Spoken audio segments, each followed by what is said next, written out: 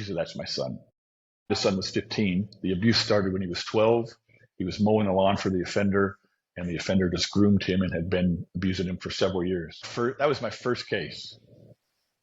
And I was hooked after that, because these are seemingly innocent people, right? Like if you see somebody addicted to meth or somebody that's strung out on heroin, when you see them, it's obviously and it's physically apparent that they're going through something, right? This is potential of danger.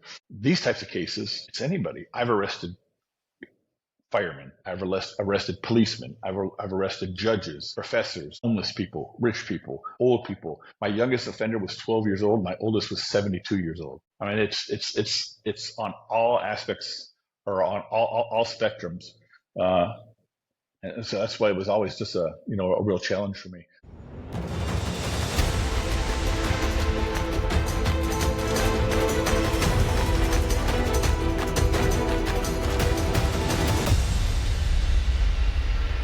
Hey guys, welcome back to Game of Crimes with Murph in the Morning. We're here for part 2 of episode 181 with Chad Meli. We're talking about human trafficking, one of the most important topics we'll ever talk about on this show. I said it yesterday and I want to reiterate, in Murph's opinion, anyone who will take advantage of another human being, especially children, is probably the lowest form of life in my book. And that's not going to change. We're going to talk about some of the cases that Chad's worked on. If you didn't catch on yesterday's episode, go listen to that first just so you get the background knowledge of what his experience is. This man's got roughly 17 years working cybercrime cases. And Chad, is it fair to say most of them are involving human exploitation? Yeah. So, and that leads to another question. Let's just get into questions now. Are there other types of cybercrimes that you've investigated or participate in? Yeah.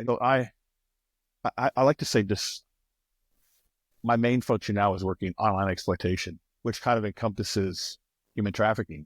A lot of human trafficking now initially is done, the recruitment process online, extortion, hands-on abuse, where people meet other people online, groom them, manipulate them, lure them to a particular location, take advantage of them and exploit them and abuse them. So it's exploitation, but it's all kinds. It's labor trafficking. It's sex trafficking. It's CCM distribution. It's extortion.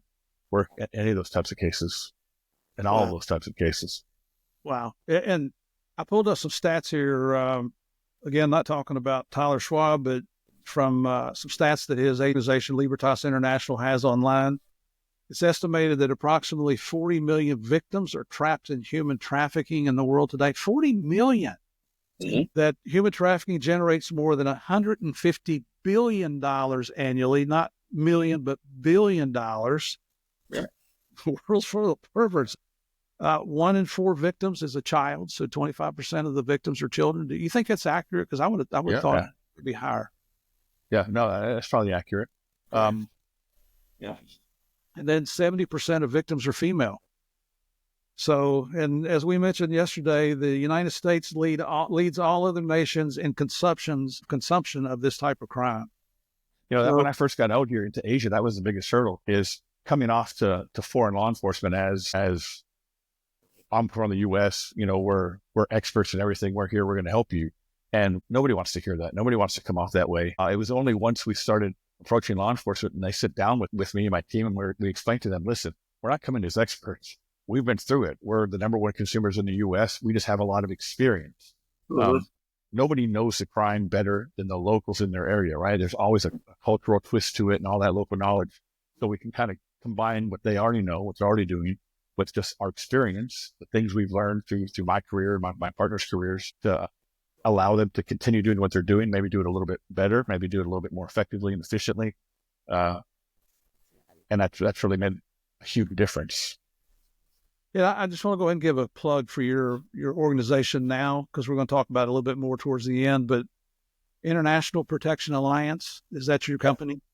Yep. We're at www.protectall.org, and it's former law enforcement, former private sector experts that have experience working these types of cases, online exploitation and all the ones I just described. We focus primarily in Southeast Asia, working with law enforcement. We're not vigilantes. We're not out here working our own cases, doing our own things. We're partnering with law enforcement. Mm-hmm. We're providing them training, showing them the things that have been successful in the U.S., the technologies that are available to them. We do fundraising to raise the funds for them to purchase the equipment. These are technical cases. They're difficult cases, but they're expensive cases. You have to use licensed software. You need to be certified on it. That's kind of what we do. Please go check this out. It's International Protection Alliance. And I'm looking at your programs and services. You have a tab for prevention, intervention, advocacy and policy reform, and survivor support services. So this is like Libertas International. It sounds like a one-stop shopping place for victims. Yes. I've got a lot of friends in former military, former law enforcement that participate in the rescue of victims, but they don't get involved. Like you said, you and I were talking offline, you don't get with helping that person readjust, that victim readjust into society. Yeah. You know, you got to have special training for that. You got to have a special compassion in your heart to do things like that. I could. Yeah, I can't do it either. I'm not trained on it, and I need to focus on the offenders and finding them. A huge part of our organization is survivor support. Just because I'm not involved in it doesn't mean it doesn't happen within our organization. That's a huge part of it. What we often say is once we make that arrest, or law enforcement makes that arrest or initiates that rescue, that the work's just starting. Right. You know, now you're getting all that digital evidence where you can identify other victims, you can identify other offenders, but then for that survivor that you're pulling out of that, you know, that's the beginning of their journey. And then, you know, our team will support them, you know, not just until they turn 18, but as long as they need the support. Excellent. What you're doing is you're saving mankind and you're restoring hope. When you don't have hope, man, it's despair. Nobody wants to live like that. I couldn't be in victim services because I just sit there and cry the whole time. You just got to know what your limitations are. Yeah, that's not me. I've learned enough to know I can do more damage than good on that side. So I defer to the experts. Now, you had mentioned earlier that, and I guess this continues on throughout your investigative career, where you pretend to be a young boy or a young girl, and this is all being done on the internet. So do these perverts ask, well, could I meet you on FaceTime or on WhatsApp where we do video calls, or the different, you know, sources that are out there? Sure. They always do. They try to. Obviously, I can pretend to be a 13-year-old girl, but once we turn that camera on, that's over. So there's investigative tactics and things we use to kind of mitigate that. But it's finding offenders. It's identifying their patterns. Number one, identifying their location, and just building trust with them. In an undercover capacity, as you have to get that other person to trust you, and sometimes you have to fabricate that trust, and you have to fast track it. And there's certain tactics we use for that to happen, and get that offender to feel comfortable enough to at least expose himself. When I say expose himself, show up at a location where we can identify them or surveil them or arrest them. Yeah, I just want to mention to our listeners here, you see I don't have a microphone in front of me or the headset on today. We had some technical issues. Chad is on the other side of the world in Kuala Lumpur, Malaysia. We just couldn't get things to sync up. So if the quality's off a little bit on this week's episodes, now you know why. But it's more important that you hear what Chad has to say than worrying about these technical issues. And I'm certainly not the technical guy to deal with it. I have to go to Morgan and ask you what went wrong. What is your most, if there is one, your most memorable case for all these years of working cyber crimes, man? I know there's got to be one that just sticks out in your mind. Yeah, there is. I had one here in Southeast Asia. I'll just say in a neighboring country to Malaysia. And initially it was a group, an online group, a chat group, a public group, identifying, it had the name of the country, and then it said 10 and up. So I looked for certain groups like that. The profile photo for the group, or the landing page photo for the group, was some young Asian girls joined the group. Like I often do, place myself or my undercover profiles in these groups as I'm working with law enforcement. That's how these things are done. We'll do it in training environments and show law enforcement, hey, this is a group that up front, it doesn't appear to be anything illegal, but it's worth putting a profile in there and just seeing what they're talking about. Mm-hmm. It became very quickly apparent that the group was based around a 10-year-old girl that was supposed to be a aspiring amateur model, and they were looking for photographers to photograph her. The person who was conducting the chats said they were the 10-year-old model, speaking in perfect English. So we started conversing with the person running the group, and it was immediately apparent there's no way this is a 10-year-old girl. We were talking about distances between where they live in the capital in that country. They knew how many kilometers and how long the flights were and things. It was during COVID, so they're talking about COVID restrictions, not things a 10-year-old should know. And it ended up turning out to be her father. Her father was from Austria. He had been arrested several times in Austria for sexual abuse of multiple minors. He'd been in prison twice in Austria. First time he went to prison, it was for sexually abusing his 3-year-old stepdaughter. Oh, Went to prison for 3 years, got out. His stepdaughter's now 6 years old. He sexually abuses her again, goes back to prison, gets out, finally realizes Austria is not the place to commit these crimes. He's had terrible luck there. He leaves Austria, comes to a country in Southeast Asia, marries a local woman, produces 2 biological daughters. After the second daughter was, I think, 2 years old, he divorced the mother, kept both daughters, and had been sexually abusing them. The 10-year-old was actually his daughter. He was pretending to be his own 10-year-old. And what he was doing is, obviously, he's been sexually abusing his own kids at home. He was looking for photographers. Those photographers, he would invite them to photograph the daughter, allow them to take nude photos of the daughter, and eventually he was charging them to have sex with his daughter. Horrible case. We think about trafficking. That's a trafficking case. This is one of the things I try to explain to a lot of people. When we think of trafficking, because of Hollywood and the movies we think of, 200 children trapped in a shipping container. And I'm not saying that doesn't happen. There's documented cases of it happening. But that's not all trafficking. You can be trafficked every day at home by your own parents. And a lot of the cases that I work are exactly that. These are children that are trafficked by people that they love and care about. I've arrested offenders for trafficking their own kids. And in court, I've had those kids scream at me and spit at me for taking them out of that, because they were so manipulated and groomed, they didn't even know they were being trafficked or being exploited or abused. Yeah, that we had Natasha Herzig here, and she's the girl I told you about was kidnapped in San Jose, California. I think she was 19 years old, and she told the story, and it's still out there that you can listen to here on Game of Crimes. But she told us when these girls were put into this, obviously it's through fear initially, and the main bad guy would beat them to almost death, starve them. Then he'd say, okay, if you want to run away, he would take them. And he was in the same town where her parents were in California. And he would park a block or two away so she could see her mom and dad coming in and out of their house, or her sibling. Say, if you ever run away, I'll kill them first, and then I'll kill you. It's just torture. That's unbelievable. And then these other girls that she was in there with, they were all of that same mindset that we can't leave, even through all this abuse and all the evil things that were being done to them. Yeah, the mind control and the manipulation is out of this world. We see it online a lot. There's there's a lot of states in the U.S. that have implemented grooming laws where it's illegal to start those early stages of grooming online. You can actually take action before a child is victimized, which is pretty great. But I see it every day. My undercover accounts are groomed every day. I've had offenders walk me through how to turn off the parental controls, how to make sure my chats aren't being saved and archived. These are horrific, horrible people. Well, I tell you what, you mentioned about young modeling, and I just had a flashback when we moved back from Colombia. The girls were very young. We adopted them. One was 8 months, one was 5 months, and so as they were, I guess, maybe 10, 12 years old, people would see them, and they're both just stunningly beautiful. I know I'm a little prejudiced in my opinion of them, but they are.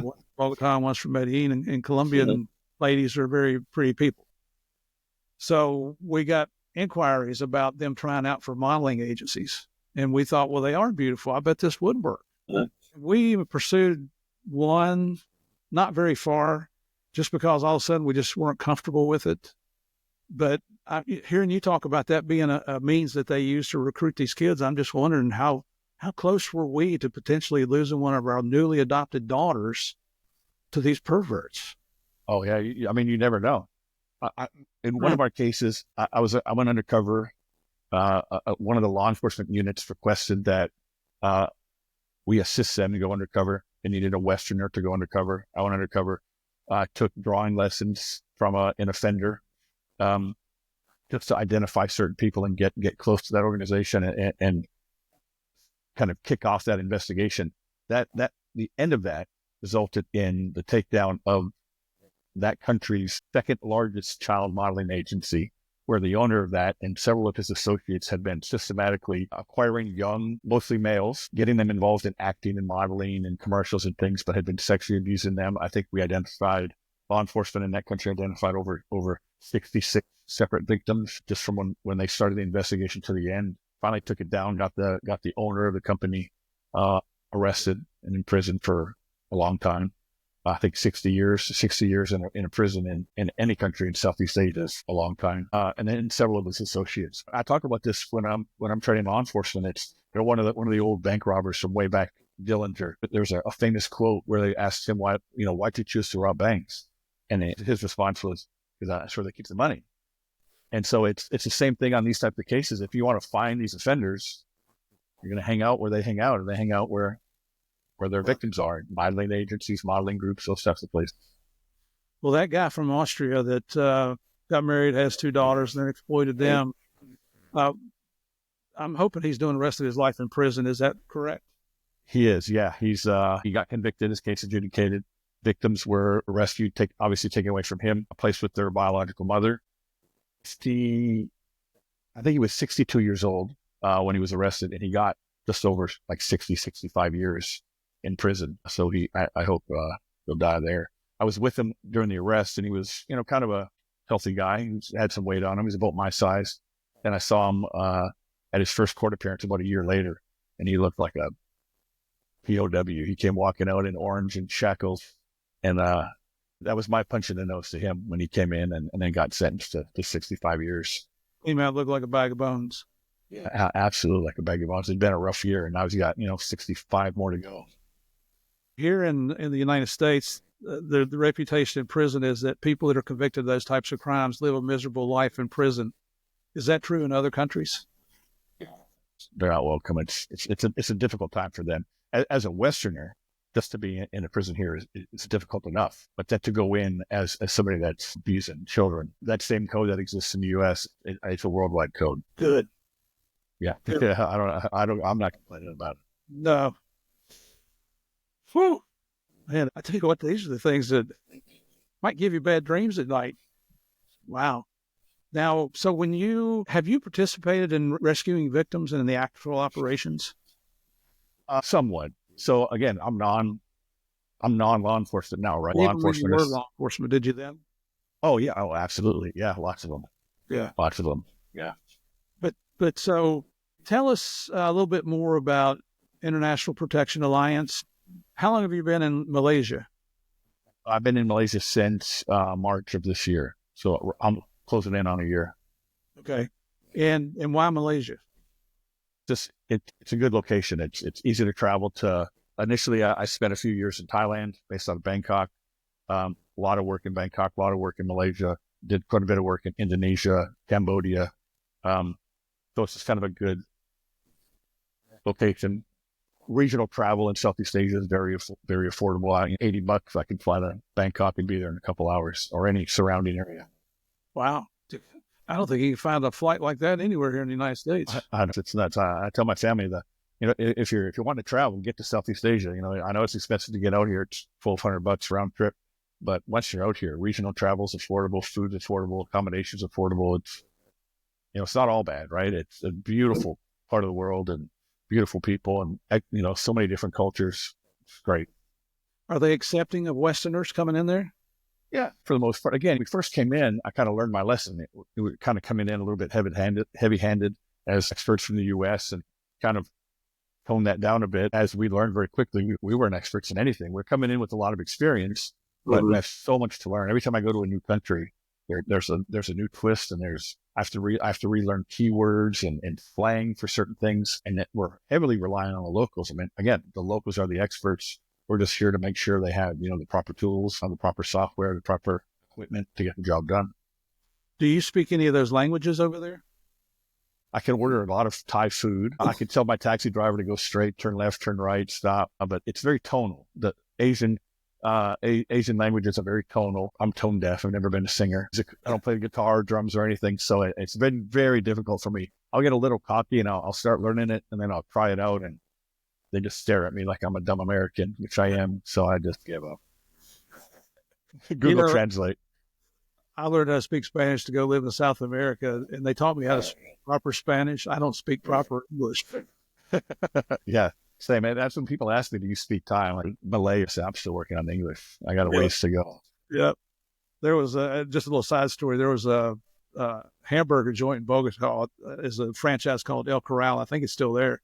Best burgers you ever get. They make them fresh when you order them, and you can get just about any topping, anything. You can even get potato chips crumbled up on top of your burger if that's what you want. When my wife and I would go in there on a Saturday afternoon, there was one little girl behind the counter, and she'd see us coming, and she'd wait to see which line we're going in, and then she would go over and bump the cashier out. She'd take over that cashier, that register. And she would, we'd get up, we kind of smiled at each other. Closed eyes, how you doing? And she'd say, what can I get you? And so I would order in Spanish, and the whole time she'd stare at me. She wasn't typing anything. She wasn't writing anything down. And when I'd finish, she'd go, "Como? What?" Funny. I love the foreign culture like that, but I'll be honest with you, as beautiful as Colombia is, we love the country. We'll love it till the day we die. But what it did for me was appreciate living here in the United States. There's got to be things that you miss from the United States. Oh, absolutely. Absolutely. The food. We had a Popeyes here at the Kuala Lumpur Terminal 2 airport, and you had to fly one of the discount airlines to go through that terminal. Even though we hated that airline, we would use it just to go to Popeyes, and now they took it out. So, I know. So now I have to wait till I get home for Popeyes. And yeah, I miss obviously being around my family, my kids, and I miss being able to walk out of my house, get in my truck, drive to Walmart, pull in a parking lot, and park. Because here, these big cities, Bangkok and Jakarta and Kuala Lumpur, there's none of that. There's no surface parking. It's parking garages and it's pay to park. And that's what I miss. I just miss the freedom of just 10 minutes. Yeah, the simplicity, parking, walking, going in, getting it, coming straight out. It's not that easy. Yeah, it wasn't in Colombia either. The traffic, Bogota was a city of 8.5 million people, and they built the roads for 1 million people. Yeah. Yeah. Not something I want to go through again anyway. So what other cases can you tell about that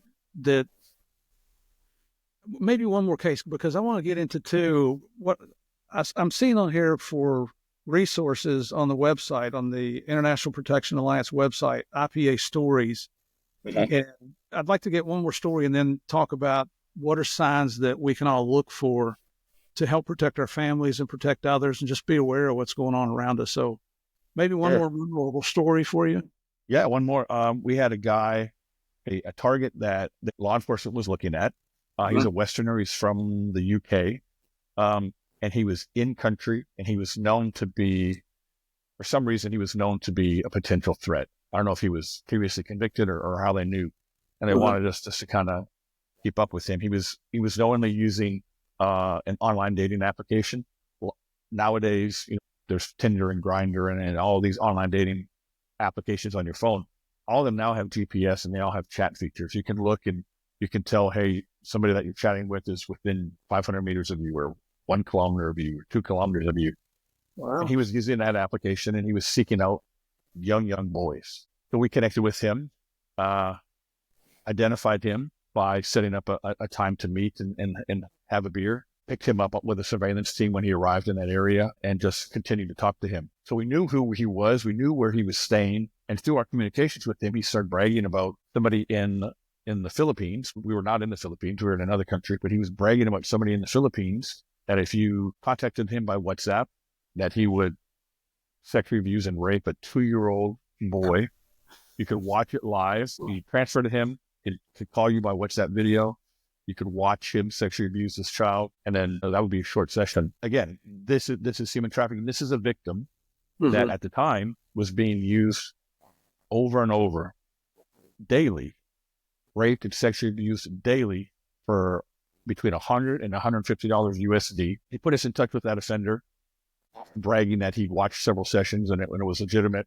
Put us in touch with that offender. We obviously contacted that offender, and through kind of walking the Philippine National Police and some of the local law enforcement into how to trace certain things, IP addresses and other things, identified his location, and law enforcement stormed his house. We had set up a time for me to call, and he was going to be there with his 2-year-old. At the time, instead of me calling at the exact time.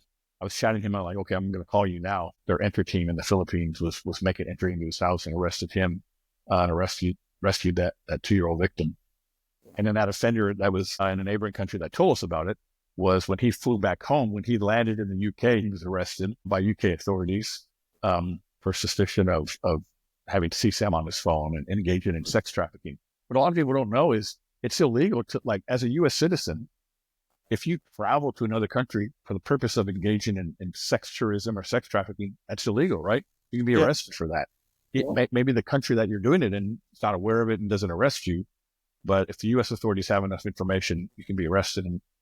And a lot of the cases go that way, where the offenders get arrested for that. But that case with that 2-year-old boy, it ended up being his uncle that was doing it. That's probably the most common type case we have, where the trafficker is a known and trusted person, maybe a family member, friend, boyfriend, ex-boyfriend, or whatever, to the victim, and they're using them. It's that adage of trafficking victims. It's not like cocaine where you sell it once and it's gone, right? You can resell this. And that poor young boy was being sexually abused and raped daily, multiple times, over and over and over and over. 3 years old. Yeah, 2 years old. Dude. And that case was done, and we never set foot in the Philippines. That was just through coordination with law enforcement and embassies and getting the proper people to pay attention to the proper things and work that technology and get that done. And so it's great. I can sit on my ass in one country and be a small part of that in another country. So other countries are taking an active role in these investigations. Yeah, I've never been to a country where they're not interested. It's expensive. They know it's expensive. The training's expensive. The software's expensive. The equipment's expensive. And that's why we do so much fundraising. We don't pay law enforcement to do their job, but we do purpose them celebrate and digital forensic equipment and laptops and computers and phones, undercover phones, things that they're going to need to do these types of cases. That's usually the biggest hurdle. If they're not actively doing it, or they're not making a lot of cases, it all comes down to budget. Right. You and I were talking offline about you're sitting in your office pretending to be somebody else around all these computer screens and investigate these perverts, and you can identify their IP address and you can track that to a certain degree for a potential location. But that's not all there is to making these cases, right? That's just the beginning. Yeah, absolutely. It's old school police work. It's kind of just because you're part of a cybercrimes unit now. I'm surrounded by screens all day long, but when I'm training law enforcement, I go over and over this with them. Like, at some point, you're gonna have to leave. You have to go outside. You're gonna get some sunlight. You need to. If I get an IP address, all I know is that the internet is connected at that location, but I don't know whose butt's in the seat behind the keyboard talking to me. I need to, as an undercover investigator, I need to learn more about them, and I need to be doing surveillance, see who's coming and going. Is the offender going to work and then coming home from work? Is that reflected in the chat? Is there anything we can do to tie him to that actual account? So there's a lot of technology, there's a lot of training, but there's also a lot of just old school police work. Foot follows, car follows, surveillance. Mm-hmm. It never ends. Get your butt out of the chair and go. Well, I think in LA homicide, they had a sign up or something about get your butt up and go knock on doors or something like that. Yeah. That's it's funny because in DEA, their new agents would come in and then, if the trendy thing was doing wiretaps, so they thought they could stay in the office and make a case. If you're applying for that search warrant, how do you describe the house? You got to get your butt up and go do that's just a very simplistic explanation. Sure. Same thing compared to talking about what you're doing with these crimes. Do you encounter some countries that you're dealing with do not have laws on the books as of yet? Yes. I know Thailand is in the process of initiating grooming laws. Some of their upper level law enforcement that I work with and have relationships with are part of that, working with the legislation there to get those on the books. Here in Malaysia, they're very progressive. They already have grooming laws on the books.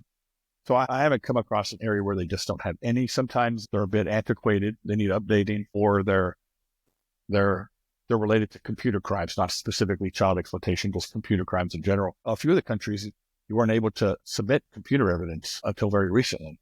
So that was surprising to me. But they've come a long way. Overall, my experience with law enforcement in this region is, very intelligent, highly motivated, very effective, very efficient. They're hungry for the knowledge, and they're hungry for the support. Willing to be progressive. Oh, absolutely. Yeah. I mean, everybody hates these types of crimes, and I've never had one where they ask me, well, where's the victim from? Is it a local or is it American? They don't care. Child victim's a child victim, and they want to stop it, just like you and I, and I'm sure all of your listeners. But we talk, looking at those stats again, 25% of the victims are children. So are you I'm sure you are. I know this is kind of a stupid question to say, but I guess I got to ask it. Do you try your best to rescue adult victims as well? Yeah. So anybody. So when it comes to human trafficking, a lot of them are, I guess it depends what we're calling a child. So most of the human trafficking victims are, in my experience in the cases I worked, between about 14 and 17. Now we have some that are 18, some that are 25. You don't have to be a minor to be a victim of human trafficking. Mm-hmm. It's certainly easier to prove you're being trafficked. If you're a 14-year-old that's forced into prostitution, you're a trafficking victim. There is no underage prostitution, right? Underage prostitution is called human trafficking, sex trafficking. So just the fact that they're underage qualifies them as a trafficking victim. Whereas if somebody's 18 or 19, we have to prove some additional things, that this person is unable to leave. Maybe they've taken their passport. They have controlled movement. So there's certain things we have to prove. So yeah, on the human trafficking side, most of the victims they're underage, but I wouldn't call them children. 14, 15, 16 years old. One question I had written down here for you, and I'm debating whether to even ask it, but because I think you know the answer, but at the same time, I don't want to miss something. So these folks that go to prison, and if they get out, do you see a problem with recidivism? Do you have any statistics about how many would go right back into sex trafficking, or how many? I don't. In the U.S., on some of my U.S. cases, it depends on the sentence. On the trafficking side, like a pimp or a trafficker, it depends on the sentence. I mean, in the U.S., I had a few trafficking cases. Most of my cases were sexual exploitation, pedophiles, and I would tell you, pedophilia, there's no cure. They're not going to go to prison and then come out and no longer be a pedophile. I don't know what causes a person to be like that, or to be interested in something like that. But I've interviewed enough, I've pursued enough, I've been groomed by enough of them to know that you can't fix that. Yeah. For our listeners here, you might think we're being a little cold-hearted about this towards these perverts that commit these crimes, and I'm not apologizing for this whatsoever. Anytime you take advantage of another person, that's wrong. You don't have to be a rocket scientist to know that. You don't have to be an Ivy League college graduate to realize if you're taking advantage of other people, especially children, it's just simply wrong. So you get no mercy here on Game of Crimes, I'll tell you that. What I'd like to do now, if you would, is get into these ideas or things that we might be able to recognize or be on the lookout for. I see on social media sometimes these reels that come out where you'll see a guy with a girl, and if she makes some kind of hand signal or does something or get her some help, I don't know if that's legit or not. So is that some of your training that you teach people what to be on the lookout for? Yeah, most of mine is related to children, to online exploitation, to grooming. The thing you're talking about is real. I'm not super familiar with it, but I've seen instances where that's led to the rescue of actual victims. So I know that exists. But most of mine is related to online grooming, online exploitation. If you're a parent of a child, how do recognize maybe some behavioral changes in your kid that maybe, not necessarily that they're being abused, but maybe they're being groomed, or some things are going online that you need to start asking some questions and communicating with your kids. So are you an advocate of checking what your child is doing online? I am, yeah. It was rough for my kids growing up. The one thing I always hated when I'm talking to parents, and because I train law enforcement a lot, but I also speak to educators and speak to parents, just anybody that's willing to listen. And I think education's the key. Mm-hmm. Anyway, and I've heard parents say, well, my child won't give me her phone. It's not her phone, it's your phone. If you're getting a 12-year-old daughter with a phone, that belongs to you. You don't need permission. I wasn't going through and reading my kids' messages, but I would preview it out. Their phone was on the table. They couldn't use it, couldn't touch it during dinner, but I could keep an eye on it. Every now and again, I would go through it and go through their photos. If they were on Facebook, I was on Facebook and they were friends with me. If they had an Instagram account, I had an Instagram, or at the time, my wife's Snapchat, same thing. I want to be on the same interfaces, on the same networks, using the same apps, so I'm familiar with them, and I can kind of keep in touch with them. So I'm a huge advocate of that. There's parental controls on phones, and there's certain apps, but you can't rely on an app. you need to be aware, monitor, and communicate with your kids if something happens online, where they're comfortable enough to bring it to you and not hide it. Yeah. I used to, right or wrong, I used to tell my kids that growing up, they're like, you're mean. You're my friend. I'm not your friend. I'm your dad. That's right. When you become an adult, we will become friends. I promise you. Yeah, I've broken a couple phones and thrown them out the car window and different things. Yeah. Then, then you go through and find they went out and got burner phones and older teenagers. Yeah. And I go over that too with parents. So like, don't think that just taking their phone away is going to work, because they might have another phone that they leave at their friend's house. It's easy for a kid to delete an app, install it on the way to school, and they have it all day. And when they come home, they just delete it. They just reinstall it tomorrow. So there's ways around any of our parenting techniques. It's just, again, have an open communication and educate your kids, letting them know there are people out there that will trick you, that will tell you lies to manipulate you. And if somebody starts communicating with you and asking you specific questions, or asking you or pressuring you to take photos or do things that make you uncomfortable, it's not your fault. You need to, bring that to me. Like, we can fix that. It doesn't mean I'm going to take your phone away and you're never going to get your phone again, because that's counterproductive. But, just make sure they're confident enough to say, hey, remember what we talked about? I don't know this person. And then, we can address it. Yeah. And I mean, I guess you don't have to snap their head off. You're just trying to engage them in a conversation. Yeah. Yeah, that's exactly right. It requires parents to be actively involved in their children's lives. Yeah. Well, thank God, my wife was very active in our children's life, because I was rarely home was the problem. Understood. I'm one of those idiots that always put work first. Same. Yeah. But on your resources page, if you look at that, ladies and gentlemen, the IPA stories, there's all kinds of articles. I lost count of how many articles there are on here. And some of it looks like cases that you guys have been involved with, but also it looks like there's some warning signs that they discuss on here, and advice. Highly encourage you to go over and check this out. I see a picture of a police officer here from Tasmania, and I'm hoping he's a good guy, not a bad guy. Disgraced former senior, so he must be a disgraced cop, Paul Reynolds. When there's a terrorist on TV or something goes on TV, we don't mention their names or show their pictures here on Game of Crimes. But when it comes to this kind of stuff, especially a former cop, there's a saying here that I think you'll agree with me 100%. Nobody hates a bad cop more than a good cop. They took an oath to protect their fellow man, to serve the fellow man, and then they took advantage of everybody. They betrayed their oath. I had no sympathy for them whatsoever. I agree. You know what? That might be the lower form than these perverts, is a bad cop. Yeah. I've arrested more than one. Yeah. Any in the U.S.? Yeah. All in the U.S. Dude. Yeah. I arrested a former defense attorney. That was a defense attorney for these types of cases. Well, the defense attorneys are pretty low down there on that scale. Yeah, that's true. That's true. I love you guys. Not really.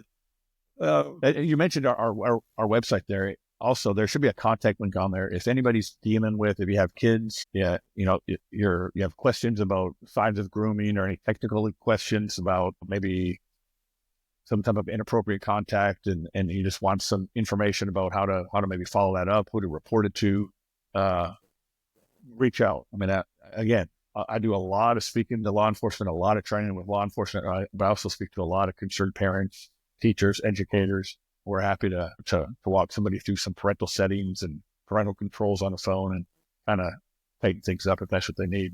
That's why we're here. That's free help. I know you can send you an email. You've got a phone number they can call. Yeah. You've even got a mailing address if somebody wants to mail you a letter. I can't imagine that in this day and time, but I guess it still happens. Do you guys also have a podcast? Not yet. We've been on a few podcasts. That's one of the things we're interested in starting, is a podcast, just to get some information out there. Like yours, it's a great resource to have. Yeah, and I see here under the IPA stories, it's got podcasts. I just didn't read through it closely enough, obviously. But I mean, now you've been on Game of Crimes. You've been on the podcast. Yeah. I'm honored to have you on here. This is just unbelievable what you folks are doing. I don't want to waste your time, and I don't want to waste our listeners' time. I think we've heard enough stories. A few stories is enough to last me for quite some time. However, I will continue to bring additional guests on here. If you go to the International Protection Alliance website, in the top right corner, you'll see a donate button. So if you got some extra cash laying around, it's just like Tyler did. He told us about a lady who all she could afford to give was $7. And if you listen to the rest of that story, he was able to save a little girl who was being starved, and she was pregnant. I think she was 14 years old. So $7 made a difference in a person's life and helped save a baby. So there's no amount too small, certainly no amount too large. If you got $1 million that you don't need, Leave Across International Protection Alliance, help these guys out. They're doing their best to protect us, to protect our children, protect our grandchildren, protect our neighbors' children. Oh, I just can't say enough good things about you guys. Chad, it's been a true honor and a pleasure here. Thank you for your patience in dealing with me. Right. Here.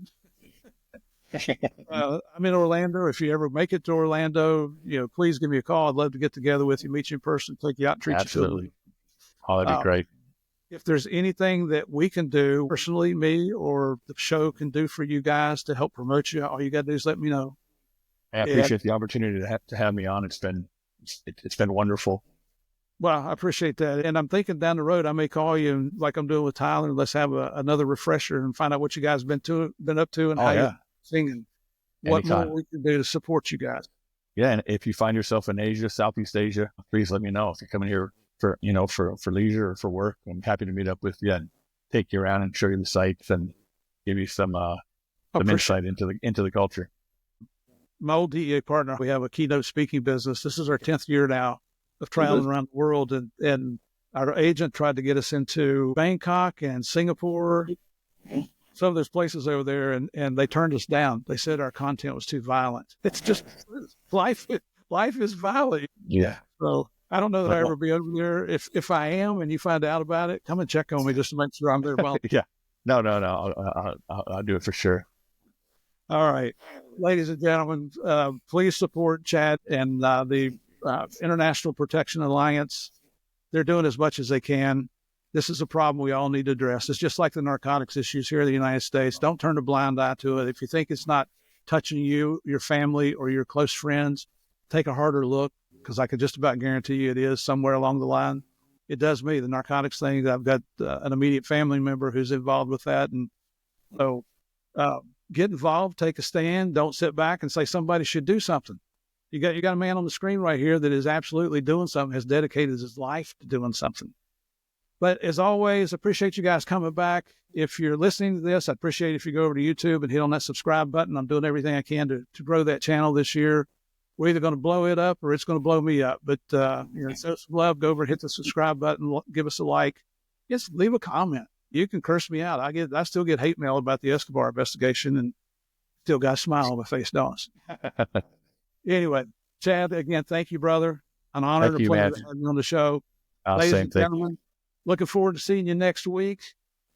And don't forget, you're dealing with the biggest, baddest, most dangerous game of all. We're talking about the game of crimes. See y'all next week. Well, unfortunately, that's it for this week's episode of Game of Crimes with Murph in the Morning. Thank you folks so much for taking the time to see and hear some of the best true crime content you can find anywhere. None of this would be possible without your support. If you didn't know this already, Game of Crimes is now on YouTube. Just type in Game of Crimes Podcast in the YouTube search bar. You can send me your comments on Apple, Spotify, YouTube, or to our email address, which is gameofcrimespodcast@gmail.com. Our website, it's gameofcrimespodcast.com. That's where you'll find all our episodes, books written by our guests, merchandise, and more. If you're looking for even more content, now go over to patreon.com/gameofcrimes and sign up. There you'll find several bonus episodes each month, ranging from serious and current topics to some silly and fun events. And you can even get early access to each week's interviews before they drop on YouTube or wherever you listen to your podcasts. You can even subscribe for free and hear the first 5 minutes of each episode, and that's to help you decide if you'd like to spend some of your hard-earned cash to hear more. That's patreon.com/gameofcrimes. To all our guests here on Game of Crimes, it's an honor and a pleasure to have you on the show. I mean that sincerely. Thank you for your service to your communities, your countries, and for taking the time to tell us about your adventurous lives. May God bless and protect all the men and women in law enforcement, our military, and all of our first responders. And you know what? This goes for all of our listeners as well. Thank you for your continued support. And just one last thought here. It's okay for us to have different ideas and different opinions, but it doesn't mean we can't continue to be friends. All right, my final thank you. Thanks for joining me again to play the biggest, the baddest, the most dangerous game of all, the game of crimes. I'll see y'all next week.